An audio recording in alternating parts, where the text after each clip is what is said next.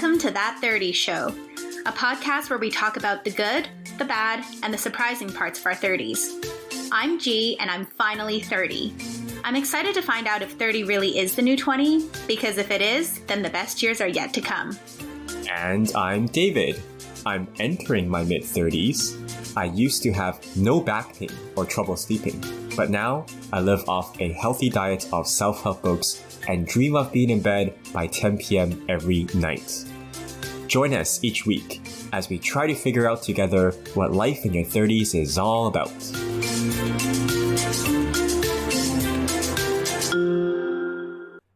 Hey everyone, it's David here. Before we begin the show, just want to acknowledge that unfortunately, due to some unforeseen technical difficulties, we do not have video this week. But it's okay, G and I are still here, just our voices, just like old times. Thanks so much for tuning in. Welcome back to That 30 Show! Welcome back! So as we talked about in our season premiere Uncuts, this month, or these few months, we want to sort of rotate through some different episode styles, right? And so this week, we want to have a pretty just informal, casual chit-chat between G and I about a specific topic or theme. Yep. And by the time you're listening to this, I don't know what's going on, but certainly when we're recording right now, it's not apocalyptic, but it's certainly not all rainbows and sunshine.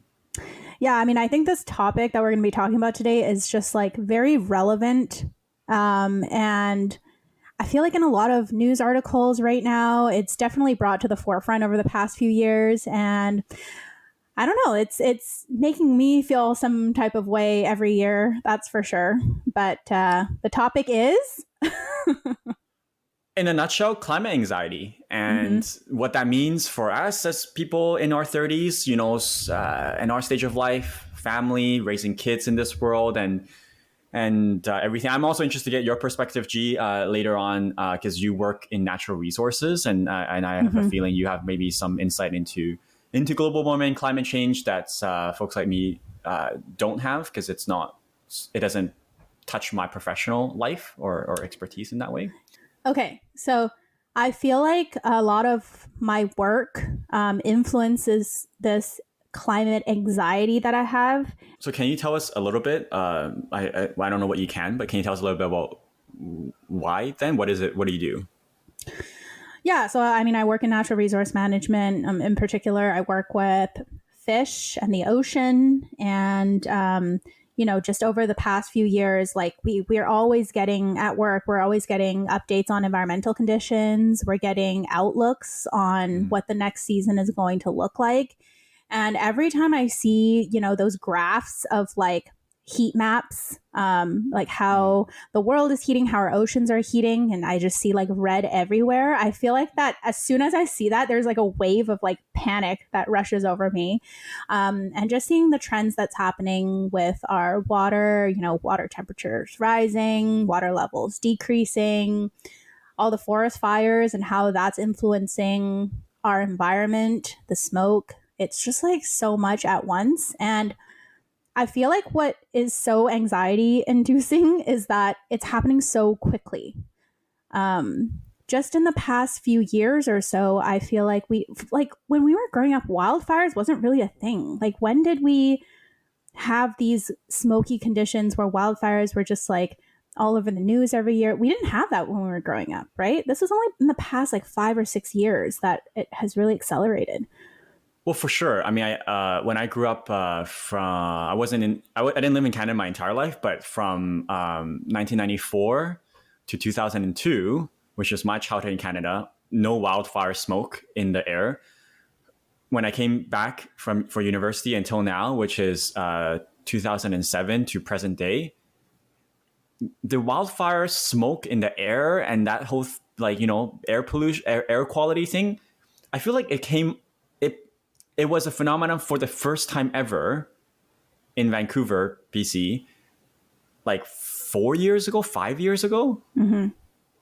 Like it never happened before that. Not to the point where like, oh my gosh, the sun is orange and we have to buy air purifiers and Yeah. And my eye is singing. Like it happened for the first time within the past 5 years, I think. Yeah, I mean, I vividly remember this was before COVID, maybe 1 or 2 years before, where like I was getting off work and for the first time, like the sky was smoky. It smelled like smoke and the sun was and then you're like, wait, what's going, like we didn't even probably know, right? That first day, like what's going on. Now it's like, oh, okay. It's August. Turn on the air purifier. Yeah. But we should maybe preface this episode by saying this episode could be a bit grim, but I think it's an important topic to talk about. It's on the forefront and everyone's experiencing it. So, I mean, let's talk about that a little bit. Everyone's experiencing it. So let me ask you, probably a stupid question, but so you do have. You think you do have, I'm just Googling right now. I think the broad term is eco-anxiety. You could call it climate anxiety. But so you do think you identify as someone who has eco and climate anxiety? I mean, I think so. It's definitely something that I think about often, not just because of work, but also even just like in my regular day life. I feel like I get that. I find myself wishing and like praying for rain a lot, which is probably something that, I'm just like, I just want this rain. And it gives me like a tight feeling in my chest sometimes. So what does it mean to have anxiety? Like in terms of climate anxiety, like what is it? Like, is it because you're scared that the fishes that you look after are going to die? Is it because you want to raise kids and you're not sure what planet they'll inherit? Like what, because your life is, how is it affecting your life other than the wildfire smoke on occasion? Well, to me, it's like our health, first of all, like our current, even, present day health, right? Even without thinking about into the future, like us breathing in smoky air all the time. You have crazy UV rays from the sun. Like health is one of them. The other one is just, because it feels like what is happening fast and like it feels irreversible, right? It feels like it's something that you can't fix. Like only you can slow it down if we put in a collective effort. But I mean, for future generations, they're going to feel even more of it. Well, I hope not, but they're going to continue to feel it and the impacts from it, right? It's not something that you can just like fix a problem. So I think the impact is most felt in the form of natural disasters. Would you agree? That's sort of that's for me the main source of the anxiety is the natural disasters. Health, I guess you're talking about the air quality or. But one of the things that I was just Googling this, right? And apparently there's this on the Wikipedia page for eco-anxiety. There's this graph where they survey people about the question, I worry a great deal about climate change, yes or no? And from 2000 to present day, there is a increase from around 50% to it looks like around 70% for Democrats who say yes, but there's either a neutral or a slight decline in the yes answer for independents and Republicans. And so I'm not trying to wade into the political validity of these views, but I think just to acknowledge that not everyone feels this way. I think some people think that this is sort of like a natural cycle of things. Like, environment comes in ebbs and flows. We're just right now in a period where we have a really strong sun. It's based on the Earth cycle, and we're going to get back into a period of, cooler temperatures and things like that. So there's definitely different schools of thought. For sure. But I think what will be helpful, I don't know if you need me to say this, but I need me to say this for the intellectual consistency here, which is this conversation, this brief chat today is assuming, and I think I agree it's a safe assumption, but it's based on the assumption that this is a thing, like climate change and the global warming and like that having a significant and meaningful negative impact on the world and stuff. And so if there's any folks listening who disagree with that, that's fine. But basing this conversation on the assumption that that is what's going to happen. And how do we feel about it? We don't feel good. Yeah. I mean, I'm certainly no scientist by any means. I can only say what I'm seeing at work, what I'm seeing, out in the world, and how I feel about it. So I think that's the best we can do, right? And I think that's certainly how it impacts me, right? Which is, as I said, I don't remember seeing wildfire smoke. I don't remember seeing. I mean, I was someone who watches the news as a nerd, like even when I was young, but I don't remember natural disasters being so frequent and devastating, right? And so it's hard for me to say whether this is like, that phenomenon that happens with plane crashes, which is it feels like it happens a lot, but it isn't, because the news disproportionately reports on it. Mm-hmm. I don't know if that's what's happening in natural disasters. I feel like it's not. So assuming it's not, it's just like every year it's like, oh, the hurricane season is getting earlier or longer, or like the wildfire season, like this year it's burned more than the past 30 years combined or something crazy like that. And so it's hard to escape this feeling that I am living in a apocalyptic doomsday world, and it's just moving closer and closer to just unlivable. You've got heat waves, heat domes, like it's a lot. And I think the reason it's anxiety, because anxiety by definition is just something that it's a negative feeling due to something that we feel we don't have control over. And I think it doesn't get worse than climate change in terms of, it's like not having feeling control over. So, but do you agree though with that? Because that's another topic. Where, like, do you feel that, I guess things like, you agree that you feel like you have limited ability to change can G mitigate climate change? No. Can I solve climate change? Yeah, I do feel that way. And yes, feeling. Yeah, it is a feeling of helplessness. And I say that I have that somewhat like anxiety is because in other aspects of my life, like things that I cannot control, I don't feel the same way. Like I always tell myself, like, I have that mindset where if I'm worried about something or something's coming up that I can't control, I'm just like, okay, well, I'll deal with it when I get there. Like, don't suffer through the worrying twice. Like, worry about it when you get there. I never feel that sense of like helplessness. And so I feel like this is very different because it's something that I can't control myself, and also it's happening at like a rapid pace. So, and it's continuing to happen. I was thinking about, like, remember a few years ago when you and I and a mutual friend went camping, and we still had, like, when was that? When maybe it was August, but we could still have campfires at that time. Now I don't think you can have campfires, like, they have a campfire ban starting from like May all the way until, I don't know, October or something. Like, campfires don't exist anymore. Yeah, that's a good point. I have really bad memory. So as you're saying that, like, I'm trying to flick through my memory reserves that are very poor. Be like, wait, did we have a campfire? And then I realized, this is just a random aside, but I was like, yeah, we did have a campfire, because I remember there's a spark that flew out of the campfire and it landed on our inflatable chair or whatever, and then it burned a hole into it. Yeah, we did have a campfire. I remember because our friend brought her axe and tried to cut all the wood and stuff like that. So so it was quite funny. But now, like, if you want to go camping, you can't have a campfire anymore because there's a ban on it.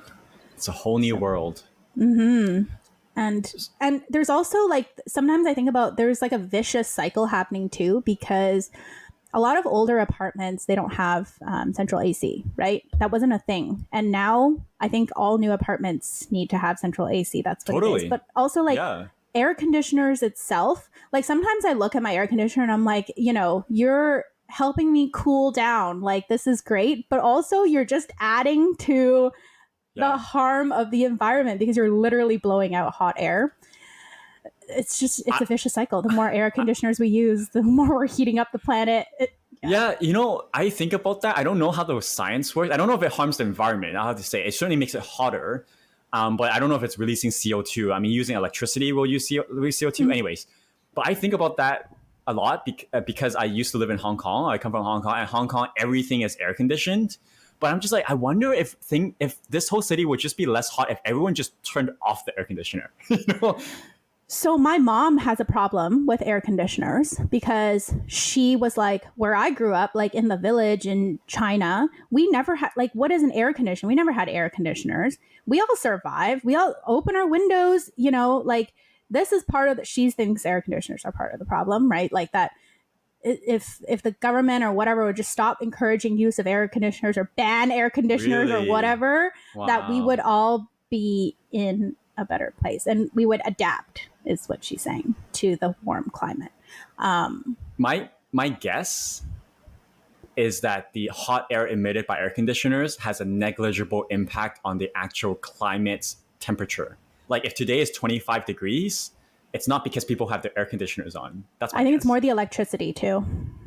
Yeah. Like it uses up a lot of electricity when you're running it all day, right? And if everyone starts getting air conditioner, like, you know, it's a compounding effect. Like I'm not. I'm planning to. I have a portable aircon set up in my bedroom. I've given up setting up in the living room because it's not powerful enough. It's a single hose, and my living room is, I don't know, it's not that large, but it's like probably like 450 square feet or something like that. So it's a good amount of room, and it doesn't cool it enough. And so it's towards the end of the summer now, but for next year, I think that I'm gonna buy a second aircon that has dual hose, that's more powerful, and have that set up in the living room. Because right now, what I do is that my living room is perpetually hot, and I like burrow myself in my bedroom. In your bedroom, but it's kind of annoying. I want to be able to use my living room, and so I think I'm just gonna have to buy 2 portable aircons and have them both set up. Yeah. How do you feel about all of it? Like you don't work on like you don't work, you know, closely with the climate. No, so not at all. Yeah. How do you feel as just a citizen of the world? Yeah. So I don't know if I would consider myself actually having eco or climate anxiety. But how this topic most pervades my life and my sort of consciousness on a year-to-year level is kids. Having kids, how does this impact my decision to have kids? And what kind of world is my kid going to grow up in? That's how it really impacts me. It just impacts me by me just wondering like what is the world going to look like 50 years from now? What are our summers going to look like? What are the storms going to look like? People keep talking about, you know, the seaside cities or islands, you know, eventually being submerged or something. Haven't seen that. You know, people who deny this will point to photographs of like New York City, and it's like, you know, 50 years ago today, there's no change in the water line. I'm not a scientist. I don't know how all that works, but assuming that things are going to go underwater at some point in the next 100 years, how's that going to affect our world? How's that going to, what kind of refugee crisis is that going to create? So it makes, mostly I just wonder about the future. More presently, it's just more like, I need to buy an aircon.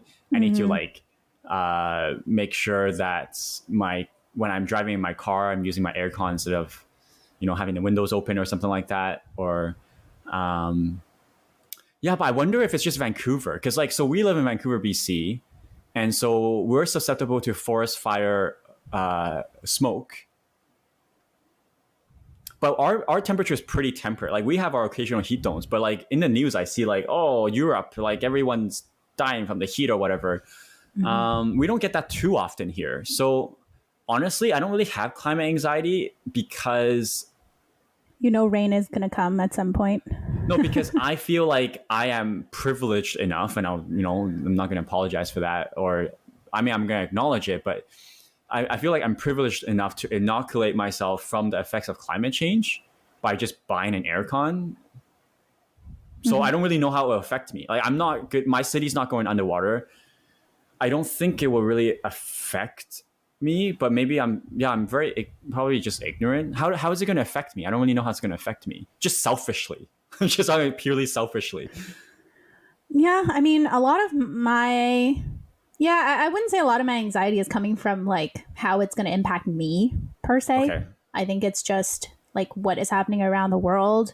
You see Maui, like, you know, that kind of thing could happen to like even as close to us as Vancouver as Kelowna. Like people are having to evacuate in the interior. Mm-hmm. People are evacuating. A lot of my colleagues have had to evacuate, and it's like, I mean, that's as close as you can get, basically, to us here in the city. Yeah.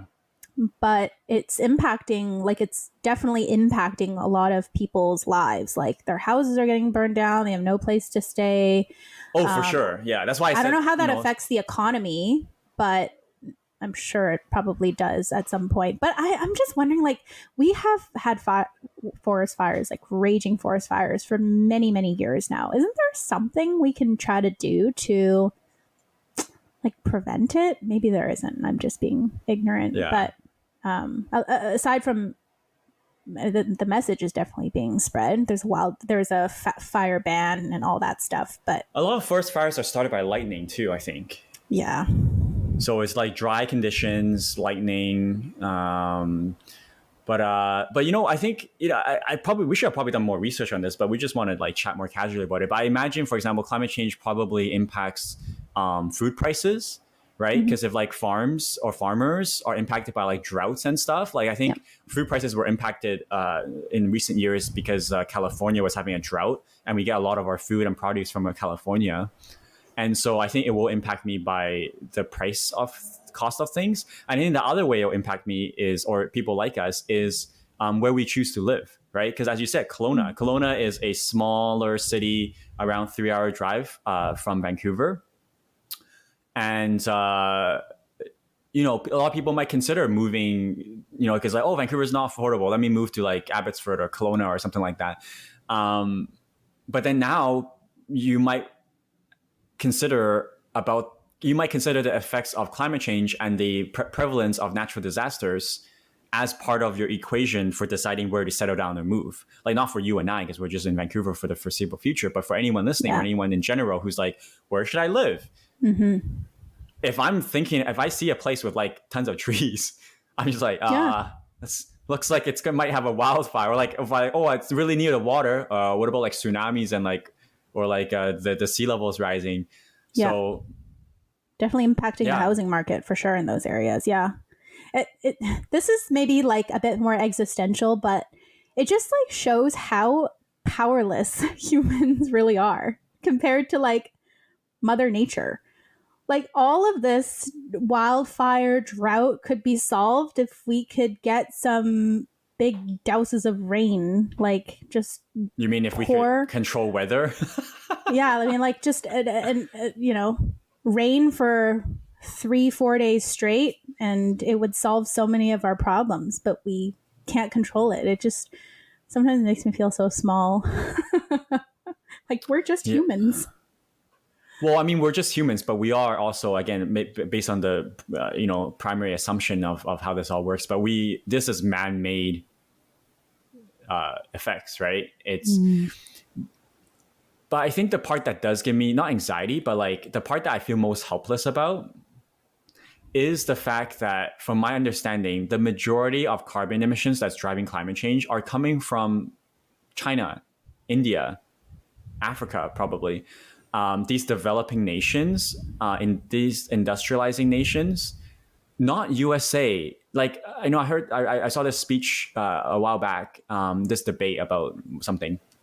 And then the person was like, if Britain were to disappear and fall off the face of the earth and emit zero carbon emissions immediately, that would have a 2% impact on the total carbon emissions in the world. So it's like, you know, Britain being such a powerful country, you know, they have like they probably have a lot of debates or policies about like, how do we reduce our climate change? But like, literally, if you guys just disappear off the face of the earth, you would have a minute difference on carbon emissions. And so I think the part that makes me feel more hopeless is it's the most egregious manifestation of the tragedy of the commons, right?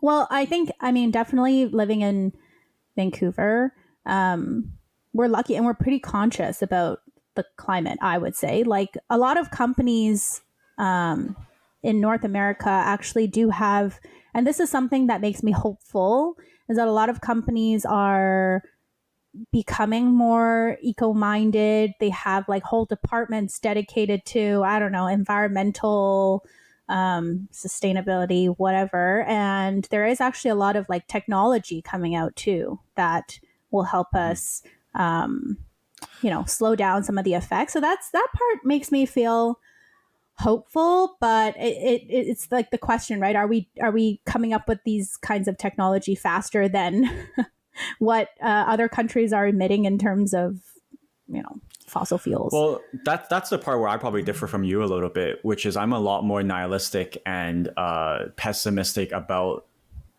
like consumerist takes on alleviating climate change. Mm-hmm. So like I think that a lot of those companies and corporate whatever, I don't actually think that they do any meaningful thing. They do that because it's like for example, you have like Pride Month, right? And then like all these companies change their colors, but they don't change the colors of the icons. Like in the Saudi Arabia branch of the Twitter account doesn't change their colors. It's just a lot of these companies, they see what they think is profitable and they're going to just jump onto it. I sincerely think that a lot of these companies, when they do these eco choices and stuff, it's because it's like in vogue. But how much impact does it actually make? I mean, just as an example, this is the only tangible thing that I can bring to this conversation, which is carbon footprints was literally a concept invented by a PR firm hired by British Petroleum to deflect fault for global warming, is to put the blame on individuals and consumers to make them think that they're the reason that for climate change, when really it's countries and big oil. And so like, and consumer choices, does it have an impact? Sure, has an impact, but I don't think it has any, I don't think it has any meaningful impact. And so it comes back down to like, yeah, we're really good about it, I think, in Vancouver or in Canada, arguably. But it doesn't matter unless China's on board. It doesn't matter unless we as a worldwide society move on from fossil fuels. And so I think it will change only when energy is more cheaply produced by non-fossil fuel sources than fossil fuel sources. So how we do that is by inventing technology. Yeah, well, that's what I mean. Like all the technology that's coming out. I mean, yeah, for sure. Some of the companies that just kind of slap a label on or like be eco-conscious or whatever, that's maybe all for show. But for the companies that are coming out with renewable, like so the green economy, right? Renewable resources, and I think it's also up to like the government to try and incentivize that too. Like if you can grant subsidies or whatever to those that are becoming more eco-conscious, then I think it definitely is going to make the effort worth it. And then, but I also think that even if our impact is negligible, like if we all became China, like that would just accelerate things even more. So while, China is a big country and producing a lot of fuels or whatever, if all the other countries do their part to try and combat it, then at least we'll get somewhere, hopefully. No, I agree. I just don't think it's something that can be done on an individual level. It's more of you have to you have to mobilize on a large scale.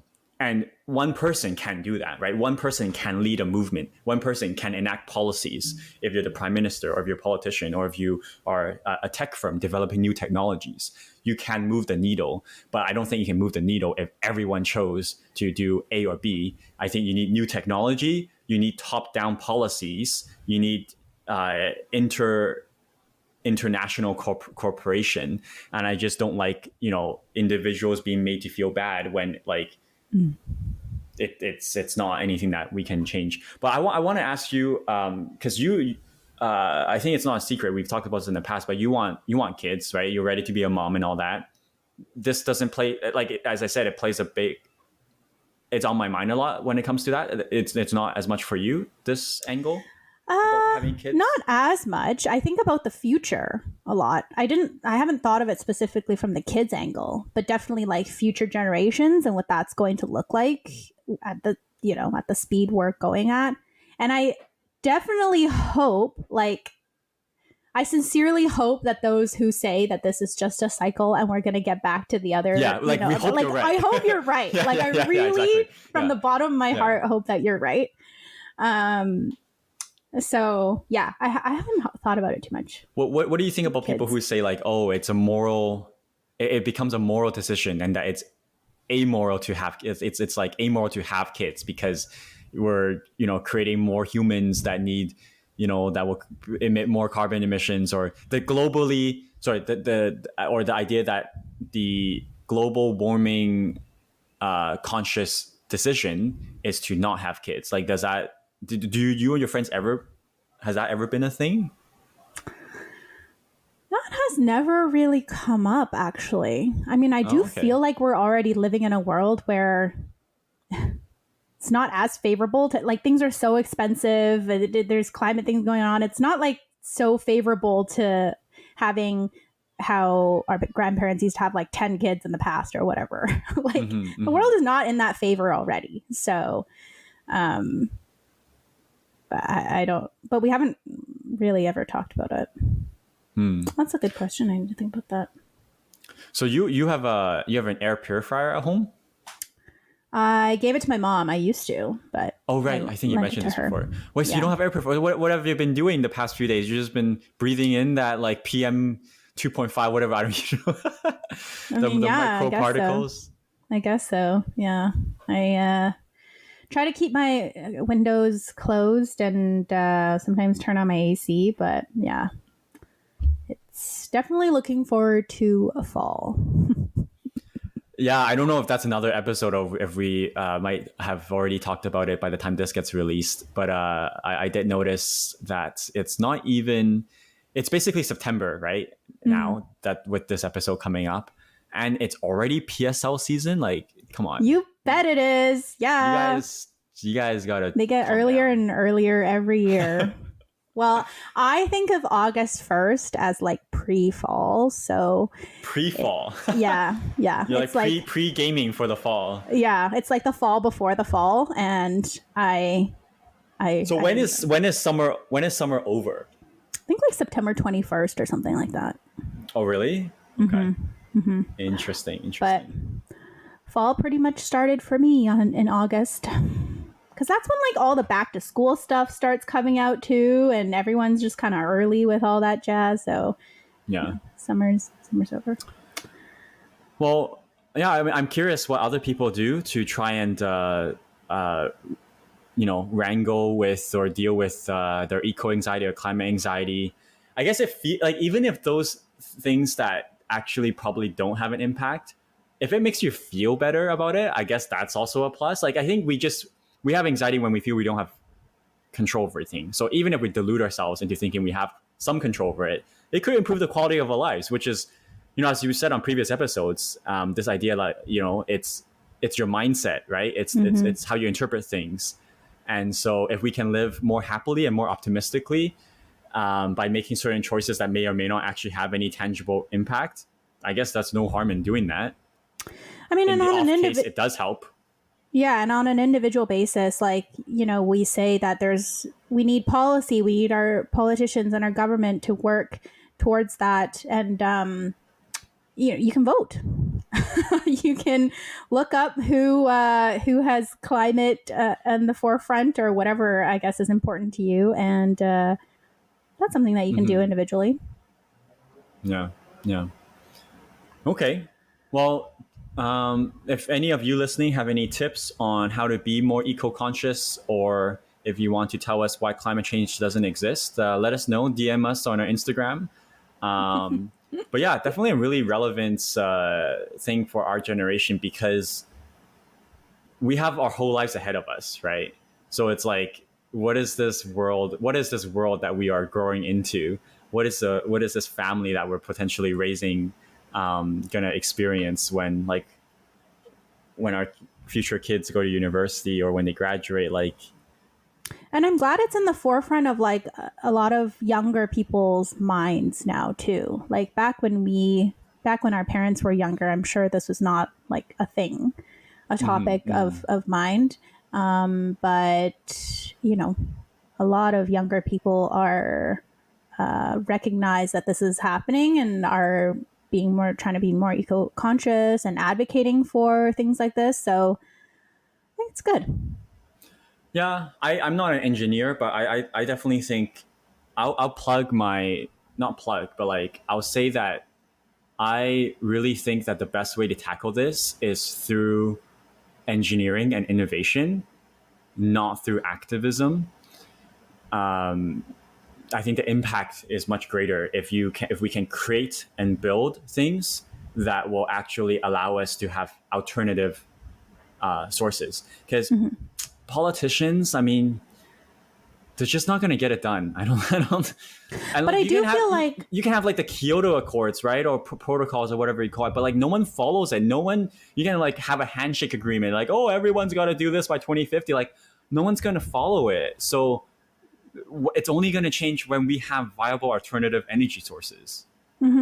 But also, I think that like activism does matter, because if no one cares about it, then nobody's going to go out and try and like create this kind of new technology, because it's not top of mind for people. So if it's something that's important to people, companies are more inclined to go out and create a product that people will buy, right? No, that's a great point. So I think it's I think what I have an issue with is people who only focus on activism and or like complaining about it, but it's like, oh, you can try and do something about it. Yeah, okay, interesting. Well, hopefully this wildfire smoke, I don't want to blame the wildfire smoke, but I woke up early yesterday. I could have gone for a run, but I didn't, because I didn't want to die. Yep, it's because of that darn wildfire. I know it's hard to get out there and enjoy the rest of summer when all this is looming over our heads. So. All right. Anything else you want to share about climate anxiety? Nope. I think that's all I've got for today. Sounds good. All right. Yeah. Well, do you want to do the spiel, or should I do the spiel again? You're so great at doing the spiel, so I think you should go ahead and do it. Okay, I don't have the notes written down, but as you know, if you enjoy this conversation or any other conversations that we have, give us a follow, give us a rating, tell us what you think, DM us on our Instagram, That 30 Show Pod, if you have any feedback for us. Apple Podcasts and Spotify is the best way to give us a rating or give us a follow. And share with a friend if you're like, hey, this is kind of fun, listening to G and David, and you think your friends might enjoy it too. Share with a friend. We really appreciate it. I listen to so many podcasts and they talk about a lot of this stuff. If your podcast is sponsored by AG1, you guys are fine. You don't need help, okay? But for us, we need your help. Not because we're doing this for fun, but it's nice to reach a wider audience. So, we're if you're listening to this, we're actually one of those podcasts where if you share with one friend, that has a meaningful impact. Until we tell you about AG1, we need your help. I can't wait till the day when we get sponsored by AG1 and we look back on this episode and be like, see? I really want because of all of our friends. I really want AG1, but it's so freaking expensive. Well, you first got to try their product if you want to get sponsored by them. So, No, when people sponsor you, they'll send you samples. Like I'm waiting for that life where I will get sent free shit, because it's so fun. Like, sorry, this is a random tangent, but I'll say this and then we'll end it because I already did my spiel. But I heard, like, I think it might have been I can't remember who said this, but it's like this rich person celebrity was like, once you're rich, people send you stuff for free because they want you to they want you to wear their thing or use their thing. So that's like free advertising. And then this person used to be, a normal person, right? And not poor, but not super rich. And they're like, when I needed free stuff, I didn't get any. And now I don't need any free stuff. And it's like, people keep sending free stuff to me. Like, so anyways, I want all that free stuff. Yeah. Okay. All right. On that note. Okay. Bye. Thanks, everyone.